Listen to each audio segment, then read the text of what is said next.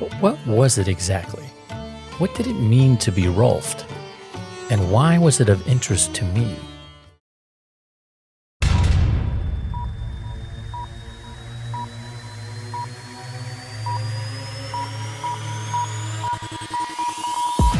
You're so ugly you could be a modern art masterpiece. You look like a blueberry. Who's gonna take his place? Is the answer Jesus? See this? This is my boomstick! It's time for another story. Many years ago, shortly after I got sober, I became increasingly aware that I was emotionally closed off. The years of shoving down my feelings and childhood trauma had finally left me locked up tight. I felt like there was an avalanche of emotion inside of me that, hard though I tried, I just didn't have access to it. I couldn't cry. All I could do was want to cry, which is a very strange feeling. Most of us spend our lives trying our best not to cry no matter what. Here I was trying to eke out a few tears with absolutely no success. Then I read about something called Rolfing. It was a deep tissue massage that took 10 sessions to complete. It was said to be used to great effect by elite athletes who needed that little bit of an edge to win. The official name of the process was called structural integration. It was pioneered by a German woman named Ida Rolf. And no, she was not my upstairs neighbor. That's a different Ida. But what was it exactly? What did it mean to be Rolfed? And why was it of interest to me? Well, Rolfing is a systematic releasing of tight, restricted fascia or connective tissue to help rebalance your center of gravity. Now, if this sounds like a lot of mumbo jumbo, you wouldn't be wrong, because there's no scientific evidence that any of this does what it's purported to do. But what I can do is offer my very real, personal, but albeit anecdotal evidence. Because you see, I wanted to get Rolfed because one of the side effects of this process was a deep emotional release. Deep emotional release. It sounded wonderful. It was like a rotor-rooter for my clogged feelings. I thought, I don't care about all this other nonsense, but if this process can crack me open, I was all for it. So I started researching. I needed to find a Rolfer in my area.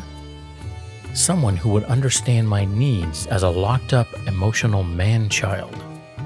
There was one man on the west side in Santa Monica.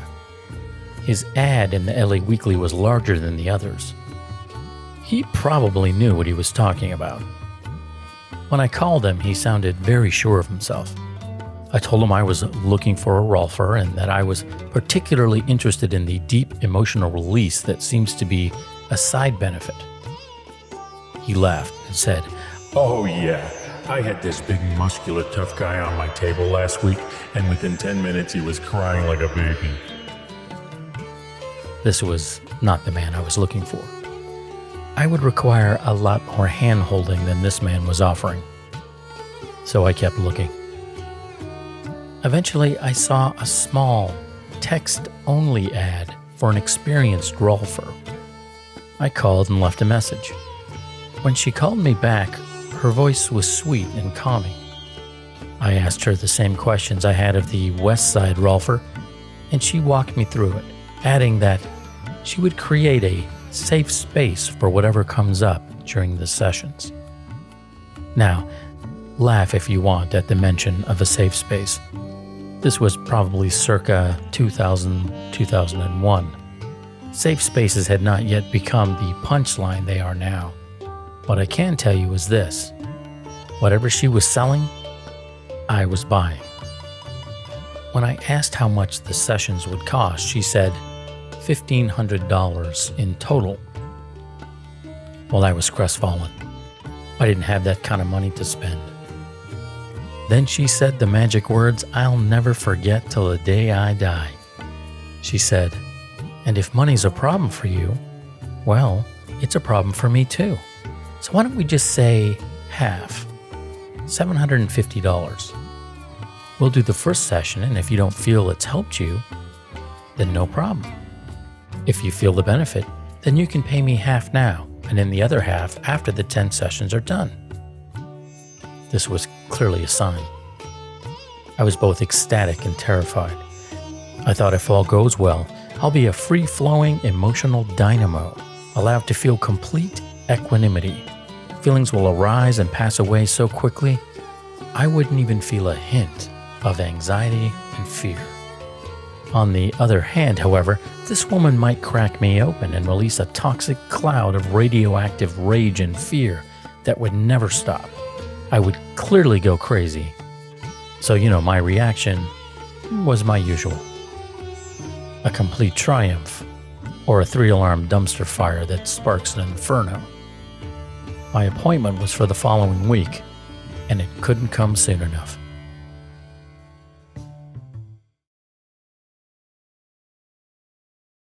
It's time for part 2 of the story. Let's get Rolfed. Her apartment was in Los Feliz off of Kenmore Drive. The building itself was old and felt like a turn-of-the-century hotel. There were stairways that went up and down in a labyrinthine manner, twisting and turning deeper into the bowels of the building. The carpeted hallway smelled musty in places from unseen water leaks and structural damage. Her apartment was near the end. It was as if the universe was begging me to turn back and run for my life. When I knocked on the door, a beautiful woman answered with a kind and warm disposition. She wore no makeup, and her beauty seemed to come from somewhere deep inside her. She invited me through to a room where a massage table was already set up. There was a small water feature set up on a nearby table, and the decor was decidedly Eastern. There were small pictures of gurus on the wall with no names or explanations. Some of them looked like Jesus. Others were less common, but all were held in great regard and seemed to watch over the room and all who made the pilgrimage here. There was also a slight smell of sandalwood incense, nothing too intense, but enough to get my attention. She could tell I was nervous, so she did her best to make me feel more at ease. The first thing she did was ask me to stand up straight in front of a wall and turn to the side. "Just stand naturally," she said. "Don't try and force yourself into some position." I did so. Then she snapped a Polaroid of me. As I waited for it to develop, I wondered if this was going to show some kind of bad energy around me, or maybe large cracks in my aura that needed to be mended. In the end, it was just a Polaroid picture of me, hunched over like a cripple, even though she had clearly asked me to stand up straight. "That's what your body thinks is straight," she said. "We're going to fix that." She instructed me to lie face up on the massage table and relax. She showed me a special way she wanted me to breathe during the session. Then she began. She did not speak to me unless she needed to give me instruction of some kind. There was no chit-chat, no talking, period. In full disclosure, the process of releasing the restricted connective tissue can be physically painful. It's a methodical process requiring lots of pressure on the different areas of the body. As I looked at the ceiling, I wondered exactly what I had gotten myself into. I had to do 10 sessions of this? I don't think so. I've had a few massages in my life, but this was not relaxing or fun or soothing at all. I kept up my breathing while she worked around the different parts of my body, digging, pushing, and manipulating my flesh. This was a mistake. All of this was making me feel like a fool. It was all I could do to just sit silently and wait for it to be over, part ways, and wonder if I'd ever find a way into my emotional core. I felt sick. The room seemed stuffy and I started sweating. It wasn't panic or fear, it was simply discomfort. But I kept quiet. How long was this going to take? Then, as she worked on my skull, I was overcome by the most intense feeling of abject terror I've ever felt in my entire life. It raced through my body like an electrical charge. I tried to scream, but nothing came out. My body flopped around uncontrollably. Then she looked me directly in the eyes and just told me to relax. "Look at me," she said, "look at me." She kept her eyes locked on mine. After a moment or two, the terror and the physical manifestation of that terror vanished completely. It was gone. How is that even possible? Every horrible feeling I'd ever had up to that point would arrive unannounced, settle in, and stay forever. But this was something different. The terror was so fully dissipated, I had to struggle to remember what it felt like. There was no residual emotion. I couldn't believe what had just happened to me. I wanted to explain what I was feeling, and she shushed me gently, adding, "It's okay to shut the fuck up." And I did. As she finished the session, layer after layer of sweat poured out of me. When she was done, she left the room and came back with a glass of water. I took a large gulp and swallowed. I looked at her and I shook my head. "Well, that came out of nowhere." "No, actually," she said. "It didn't. I was chasing that all over your body." "Really?" I said. I'd never experienced anything like that in my entire life. There was no talk of my feelings before, during, or after the event transpired. There was absolutely no verbal communication of feelings on either of our parts. It was a completely grounded, backdoor approach to releasing emotion. She had called it a spontaneous rebirthing and something she hadn't seen in a long time. Well, I didn't know what to say. I had come through on the other side and realized that despite the fact that I didn't know what had just happened, I was convinced that this woman would be able to safely ferry me to the other shore. But was it real? Was it some kind of trick? No, the terror I felt was real. So as you can imagine, I signed up for the full 10 sessions in anticipation of something miraculous. And as the sessions continued, the rebirthing experiences became smaller and smaller. I put this down to the pressure being released of all the unexamined emotion. Some sessions were so emotionally intense, I needed an extra week or two to recover. Some went by without a hitch. All I had to do was show up and be there to experience whatever was going to happen.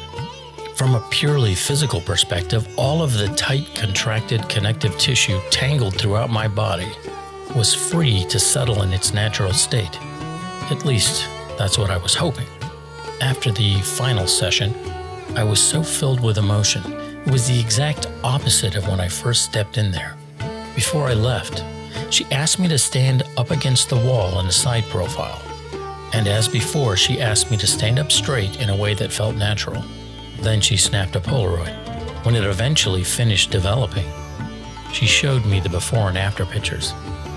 While the first one showed me hunched over in a way that looked wholly unnatural, the second one, I was standing, arrow straight. It was night and day. In the weeks and months after my sessions were completed, I told anybody and everybody who would listen about the miraculous Rolfer who transformed my life. And as you would expect, no one believed me. Not really. Not long after that, she moved away and left no forwarding address. And even now, I can't even remember her name, which is a horrible shame for more than just me. So the next time somebody asks you if you'd like to be Rolfed, I'd say yes.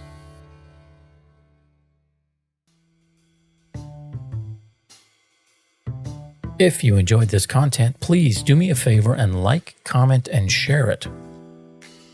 Or you can subscribe to this podcast by going to www.bestworstideapodcast.com.